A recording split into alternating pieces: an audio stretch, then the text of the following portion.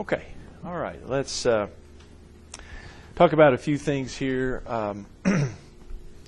First of all, let's review one little thing, a little bit that we talked about that we'll need throughout our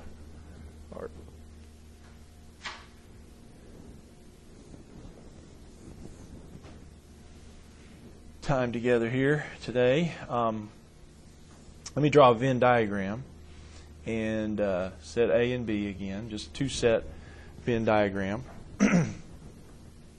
And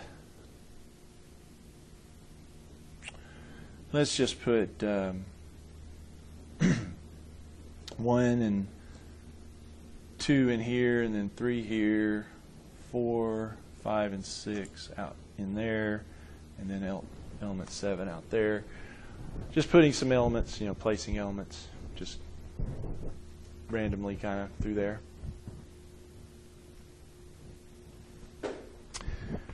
What I was going to hit here real quick is, number one, what elements are in A and B?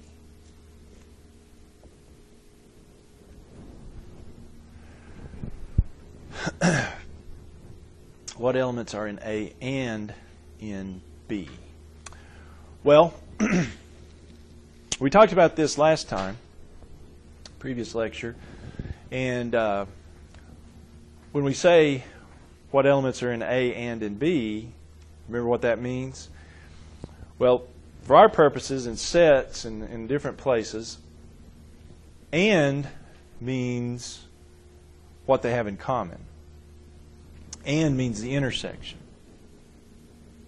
In other words, when I'm asking what elements are in A and in B, I'm asking what elements happen to be in both A and in B. In other words, what's in the intersection. So if it's what elements are in the intersection, well, there's only one element in the intersection. That would be element 3. On the other hand, what elements are in A or B? Or means what? Well, or means the other. It means the union.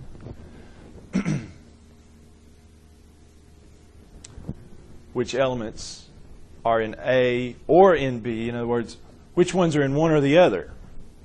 Well, 1 and 2 is in A, and then 3 is in A and B. 4 and 5 and 6, all those elements would be in A or B, in the union of the two sets, in other words. So if we ask a question that has and in it, we're talking intersection.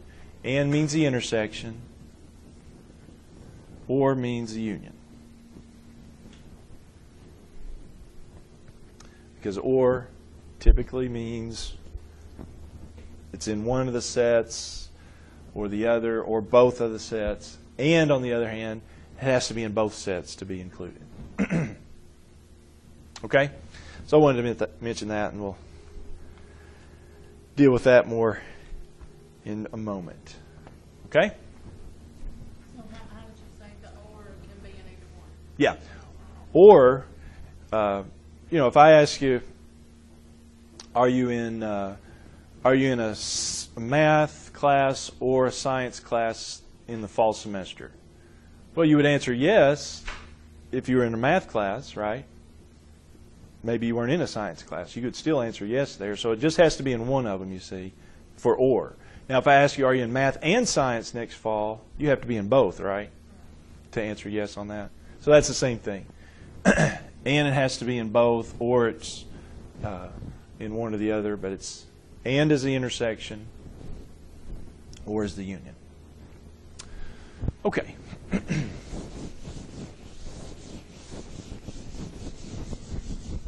All right, let me talk about, there's a formula actually we need to talk about for this section.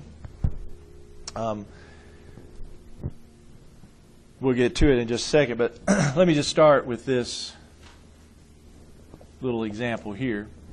Say I know the number in set A is 6, the number in set B is 5, or write that there. That's what does this mean? N of A equals 6. The number of elements of A is 6. The number of elements of B is 5. Could you tell me then this?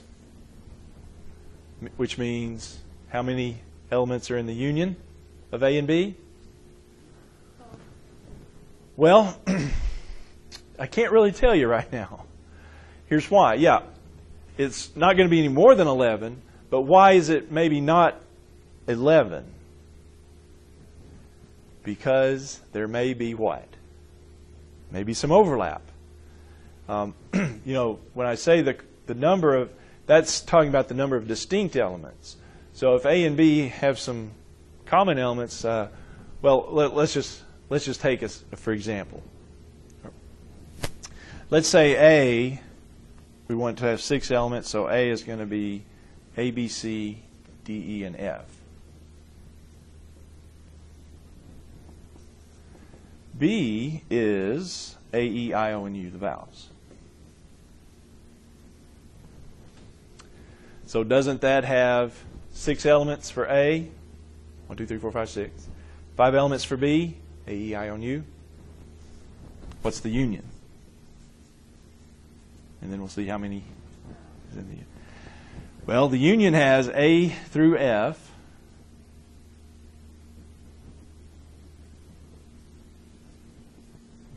Right? But so what are the others? Union just means put them all together, so what else has it got? I, O, and U. So it turns out here the number in the union is 1, 2, 3, 4, 5, 6, 7, 8, 9. Why isn't it 11? Well, because there's some overlap, right? I've got some overlap here, and when you write sets down, you don't include those elements, right? You don't write elements more than twice. We talked about that last time too. Writing an element once is all you need. Writing it twice doesn't add anything to the set. So, yeah, there's some overlap. When I wrote A through F, that was A. Well, when I came to B, then I didn't need to write A and E again, just I, O, and U. So that's why the sort of the number shrunk there. Okay.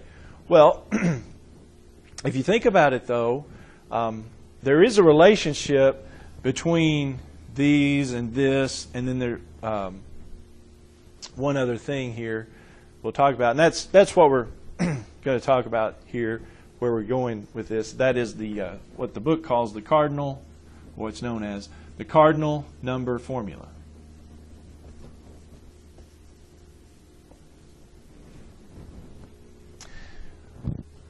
You remember, the cardinal number just refers to the number of elements a set has.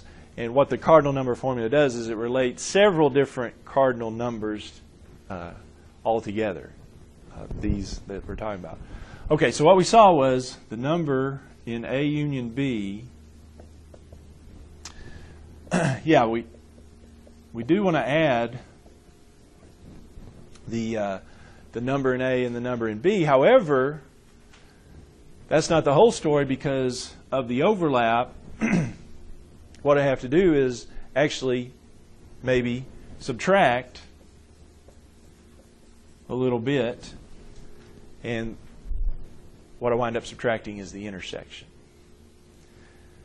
If you think about it, that would work in this case, because in this case I have 6 in the A, right?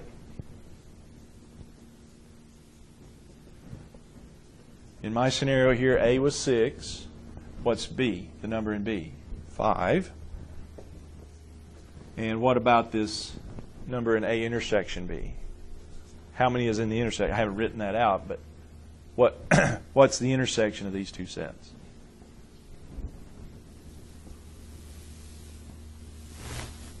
Be A and E, wouldn't it? Where they overlap. So A intersection B has how many? 2. And so you see that works out, because 6 plus 5 is 11, then subtract 2, you get 9, which is exactly what we saw it was. Okay? So what this does is that you don't have to necessarily know these elements. It could be any elements. What you need to know to find the union is you need to know the number in A, the number in B, and then the number in the intersection. If you know those three, then you can find the number in the union. For example, for another example, okay, if I had the number in A is 30, the number in B is 45, and the number in the intersection, A intersection B, is 22. How many? Could you tell me how many are in the union there? Sure could, because the number in the union, how would I do it? Well, I'd take the number in A, which is 30, add to it the number in B, and do what? Which is 75, but what else do I need? Then subtract the 22, right? The number in the intersection. So if I add the number in A and B and subtract the 22, that's going to tell me, without even knowing the sets, how many is in the union. 75 minus 22 is 53. Okay? All right. Now, should also point out that you don't necessarily have to have just these three to get this one. Let's think about this. What if I had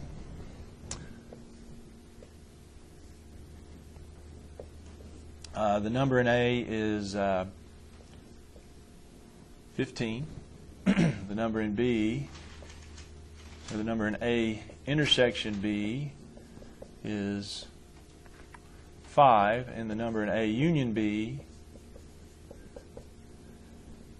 let's make it 18.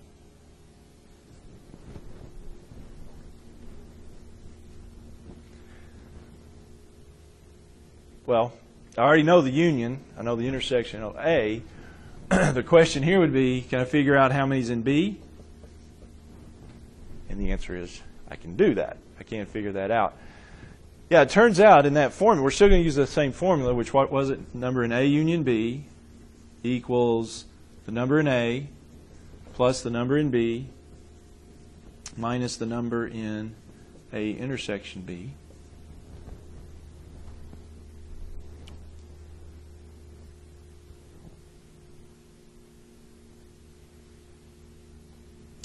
I'm still going to use that formula. I just have different parts here given to me, or I've two parts switched out here, and what I know. What I don't know is the number in B, so I can't fill that in, but I can fill in the others, can't I? I can fill in these other three. I know how many's in the union, so I know that's 18, so 18 here. A is 15, so 15 here. I don't know the number in B, so it's got to stay unknown there. And the number in A intersection B is 5. Yeah, I can figure out the number in B that way, can't I? The relationship still has to be the same as before. Maybe a little different scenario solving-wise, but treat it like an equation. I've got on this side, I can combine the 15 minus 5, can't I? So just combine those. That's 10. So what's the number in B need to be? Well, 18 equals 10 plus what? Subtract the 10 or whatever you want to do, but doesn't the number in B have to be 8? Yeah. The number in B there. Is everybody okay with me on that? Yeah. So as long as you have 3 of the 4 parts in this formula, you can figure out that 4th part. Whether it's this part or that part or that part, you can figure it out. Okay? So we're not actually add, subtract. We're doing subtract. Yes. Yeah, we got to subtract, and then we're going to subtract again. Yes. Okay. Just kind of solving the equation there. All right?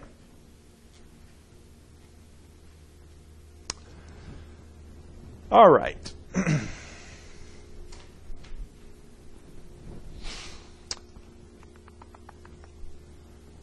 Okay, let me reboot here.